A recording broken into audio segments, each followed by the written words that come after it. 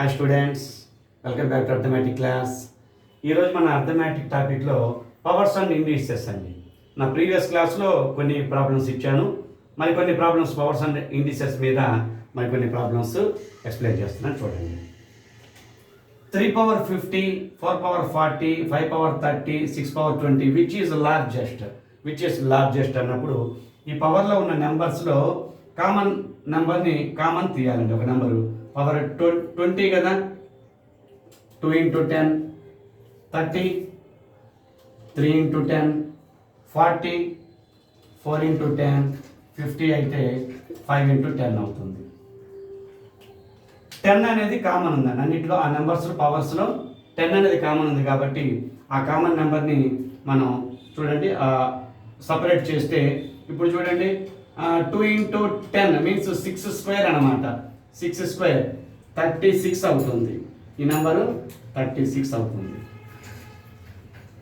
5 cube 3 into 10 కదా, 5 cube ఉంటుంది. 5 cube అంటే 125 అవుతుంది. 6 square 36 అవుతుంది. Power 10 5 cube power 10 125 power 10 4 power 4 power 10 4 into 10 కదా, 4 power 4 మీన్స్ 256. ఇది 256 అవుతుంది. 3 power 5 5 into 10 243 అవుతుందండి. ఈ వాల్యూ 243 అవుతుంది. ఈ వాల్యూ 256 అవుతుంది. ఇది 125, ఇదేమో జస్ట్ 36. బేస్ అండి, ఇది base. 243 power 10, 256 power 10, 125 power 10, 36 power 10. Largest number 4 power 40. 4 power 40 అనేది లార్జెస్ట్ అవుతుందండి. ఎందుకంటే చూడండి ఒకసారి 4 power 4 into 10, 4 power 4 value 256 to the power of 10.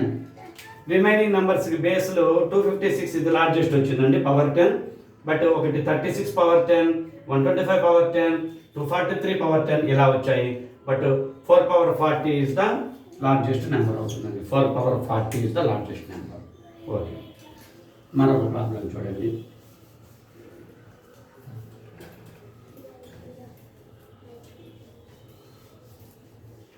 మరొక ప్రాబ్లం చూడండి.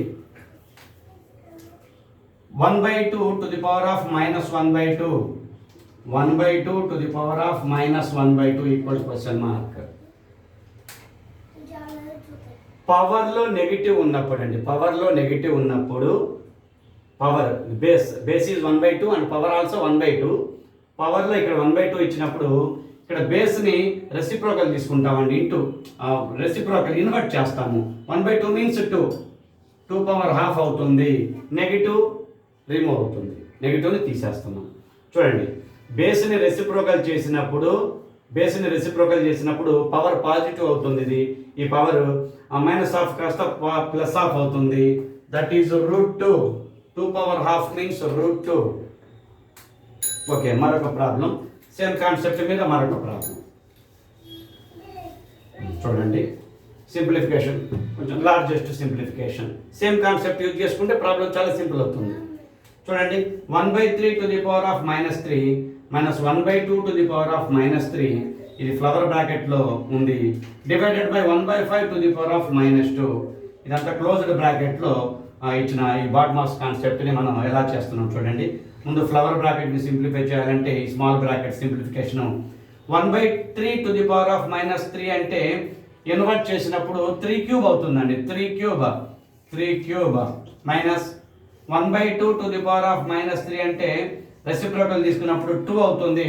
1/2 కాస్త 2 అవుతుంది. 2 cube డివైడెడ్ బై ఇక్కడ 1/5 to the power of -2 అంటే రెసిప్రోకల్ 1/5 అంటే 5 స్క్వేర్ అవుతుంది.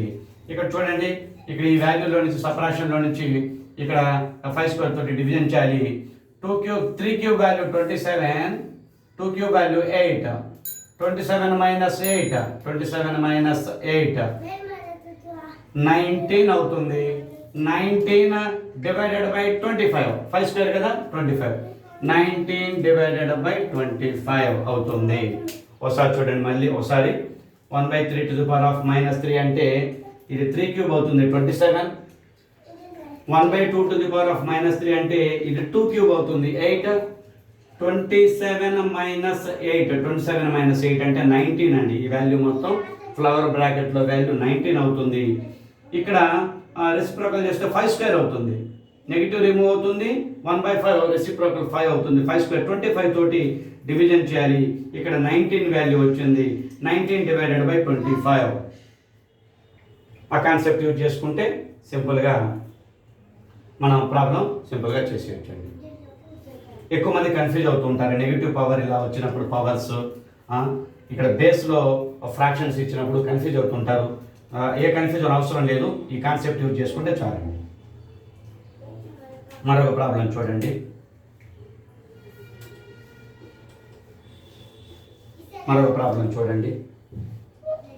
√24/√30 divided by √20/3 into √25 equal to question mark. Most important అండి సింప్లిఫికేషన్. ఇట్లాంటి ఆర్ఆర్బి బ్యాంక్ ఎగ్జామ్స్లో ఎక్కువగా అడుగుతూ ఉంటారు, కాంపిటేటివ్ ఎగ్జామ్స్లో.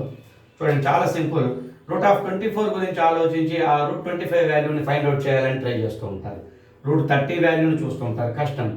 ఆ డెసిమల్ పాయింట్స్ వస్తే ఎంత డిఫికల్ట్ అవుతుంది. బట్ చూడండి, √a/√b మీన్స్ √a/b కాన్సెప్ట్. ఈ ఫార్ములా యూజ్ చేసుకుంటే చాలా సింపుల్ అవుతుంది ఈ ప్రాబ్లం.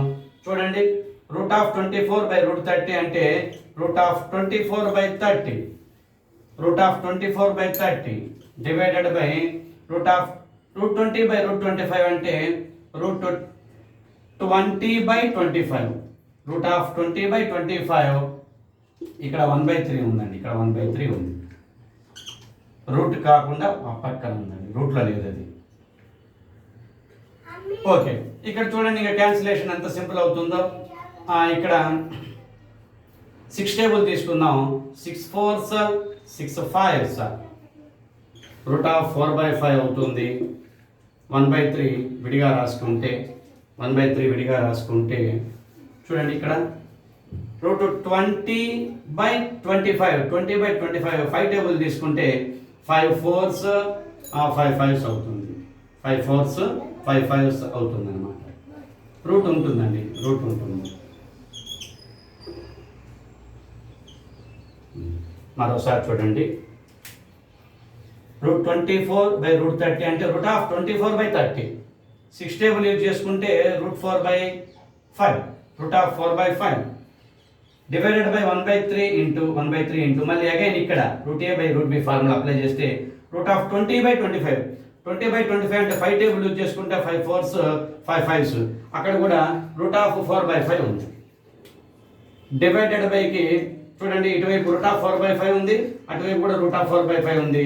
ఈ √4/5 క్యాన్సిల్ చేసుకుంటే 1/1/3 మిగులుతుంది. ఇటువైపు 1 మిగులుతుంది, ఇటువైపు 1/3. దిస్ ఈజ్ ఈక్వల్ టు చూడండి, డివైడెడ్ బై ఉన్నప్పుడు ఇంటూ తీసుకొని రెసిప్రోకల్ తీసుకోవచ్చు. 1 × 3/1 1 × 3/1 ఈక్వల్ టు 3 చూడండి, ఇలాంటి ప్రాబ్లమ్స్ చాలా కన్ఫ్యూజ్ చేస్తాయి. ఇలాంటివి విడిగా రూట్లు ఫైండ్ అవుట్ చేయడానికి ట్రై చేస్తే ప్రాబ్లమ్ సింప్లిఫై చేయడం కష్టం అవుతుంది. బట్ ఇలా √a/b ఫార్ములా యూజ్ చేసుకుంటే చూడండి, ఇది చాలా సింపుల్గా క్యాన్సిలేషన్ అవుతుంది. సింపుల్గా ఆన్సర్ అనేది సింపుల్గా వస్తుంది అనమాట. ఫాస్ట్గా జస్ట్ 1 minute చేసేయచ్చండి ప్రాబ్లం.